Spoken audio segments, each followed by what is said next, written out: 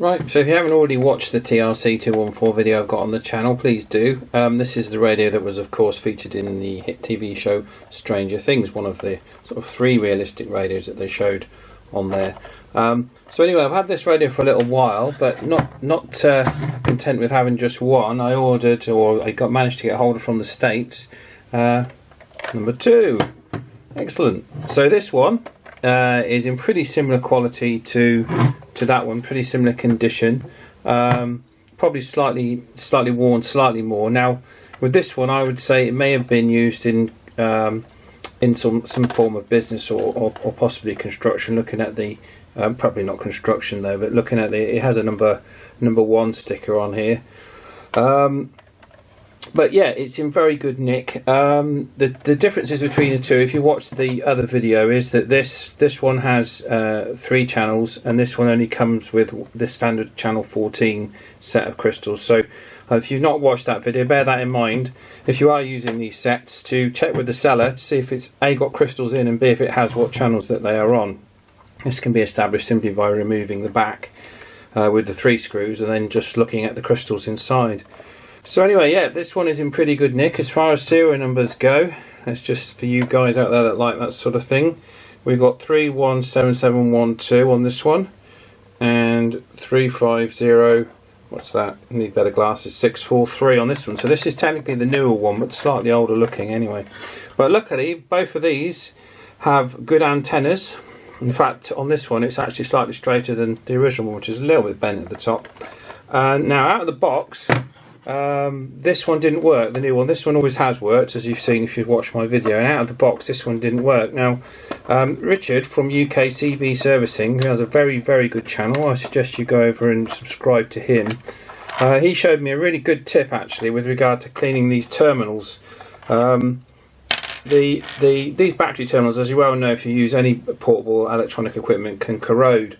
And what Richard showed me a little trick was, because initially, I'll just reach and get this, initially I powered this up and it didn't work off the batteries, and I was wondering why. And these are fiberglass cleaning pencils. I've had this for years, used to clean PCBs with it, and these are great for cleaning contacts. They've got little fiberglass nozzle on the end there, and although don't get them in your fingers, God, they splinter. Anyway, so what Richard showed me was that to clean these top ones, if you simply lay the pencil in there, you can just spin it like that. And I did that on all 3 of these sections, pop the batteries in, and lo and behold, it started to work. So thanks to Richard for that tip. That was a simple one. Then all I had to do on both of these radios was take the 3 screws off and then spray some switch cleaner on the back of these pots, because they were a little bit scratchy and I wasn't getting the volume that I needed. And then was just to tweak the power a little bit. And I'll take the lid off one of these and quickly show you on the bench how you do that if you do have one of these, because these were a little bit low. Right, now I haven't got a service manual for this radio. Of all the resources, of all the manuals and all the Radio Shack resources online, this was the only set, this and the 213, were the only sets I couldn't find any service manuals for freely available. There was a company in America selling one for $20, but I wasn't sure whether they were still in business, looking at their website. So anyway, it wasn't too hard to work it out handily in the manual that you get with the radio. That's also on the Radio Shack website. They provide a circuit diagram. So looking at the circuit diagram, it's quite easy if you've got a bit of electronic knowledge to work out exactly what does what. And with the magnifying glass, I managed to actually suss out what all these components do and which order to tune them anyway. So I haven't got an AM signal generator, and so I haven't got any way of setting up the receive at the moment. However, I wanted to eke a little bit more power out of the transmit. If you've got one of these radios and you feel you're not getting quite enough power, this is the sequence that you do them in. You have T9 here, and then these other 3 within the can. So you've got that one there, which is T1, and then you have T10, which is this one here. Bear in mind this is a hexagonal slot. Do not be tempted to put a screwdriver in there, otherwise you will snap it. Make sure you use a plastic tool or a ceramic tool. And then this one here you shouldn't really touch, because this is your 54 meg trap. So only adjust this one if you have a spectrum analyzer and you can actually see what you're putting out there. So this is your on any of these AM sets, and this is your final output adjuster. So be very careful adjusting that. That goes for CBs as well, because you can cause interference if you play with that without a spectrum analyzer to see what the 54 meg is doing. So on this one, it was a very simple case of just peaking these three for maximum power output. And in fact, when I'd done that, the power actually did shoot up a little bit more than I wanted. So I've backed the power down now. So at 12 volts on an external supply, which is what I did this test on, the radio is putting out 1.5 watts to the power meter.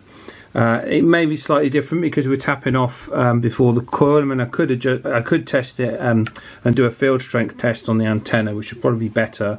But 1.5 watts should be good enough for our test anyway.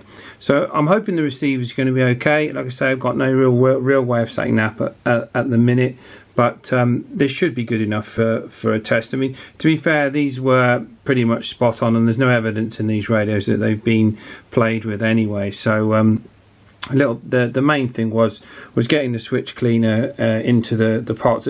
If you do need to switch clean these, the back of these, again, another tip Richard from UK CB Servicing showed me on the many videos, is to spray it in the rivets here. So if it looks sealed from the outside, the one thing you don't want to do is go getting rid of any of the grease that's within the mechanism. So spray the switch cleaner on where the rivets are, and hopefully you should get some inside. And it made a big difference actually on the audio side. So these were both quite dirty on both radios, and at the same time I also cleaned the channel selector switch as well. So I did that one as well. So yeah, I think these are both now in a position to go out and do a field test, which will be the next video. And then hopefully we'll also show you some more progress on the 3D printed version. Right. So yeah, as you know, I like to make a 3D design of my favourite radios, and after 20 hours of hard work I came up with this. I'm really pleased with how this has come out.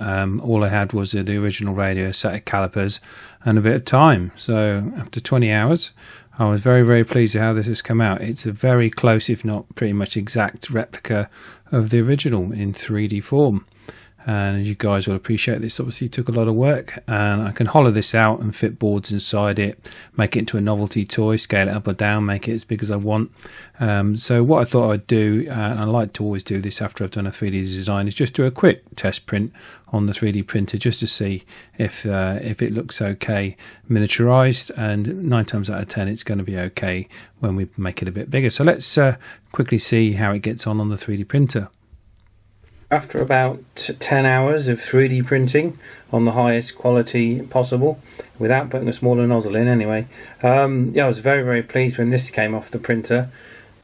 As you can see, the quality is pretty darn good. And I mean, the problem you get with all 3D printing on these mats is that the rear side will be rough like that. But on the final version, I'll print it vertically, so the only rough side is the base of it, and we could always cap the base of it with another print anyway if we want it to be absolutely perfect. But I mean, I think you'll agree that's pretty good, isn't it?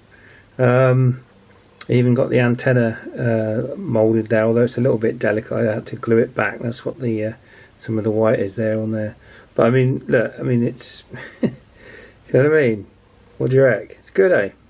I mean, a £200 3D printer. I mean, people say, oh, you know, and it, you know, it stands up. It's got little feet. £200 3D printer, and I mean, the thing you'll find is the time. Obviously, for designing this, I didn't have any help. I did it visually and using the vernier calipers, and it took 20 hours solid design work to actually do this. But it's done now, so that's the main thing.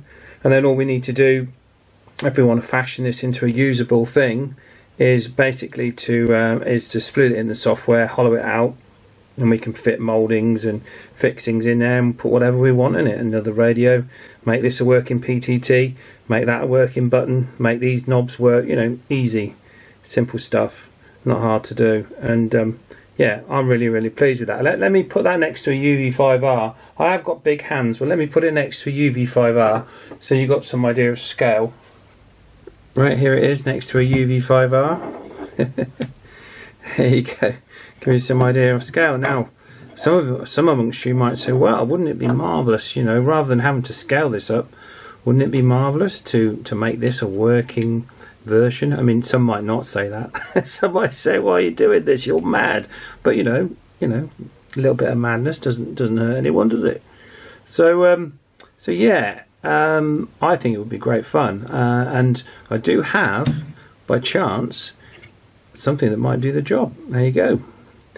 Now, I'm not going to get massive performance from this, but certainly, if I take this little NTEC unit apart, which I think is from memory a 16 channel radio, 1 watt output. I reckon I could get that in there. What do you reckon? So yeah, there's options, isn't there? Once you've got the actual physical 3D design of this, I mean, you can print a 6-foot version of that if you wanted. So yeah. So anyway, I'm going to work on that because I like doing stuff like that, and I think that's enough for now. So yeah, we'll catch you on the flip side.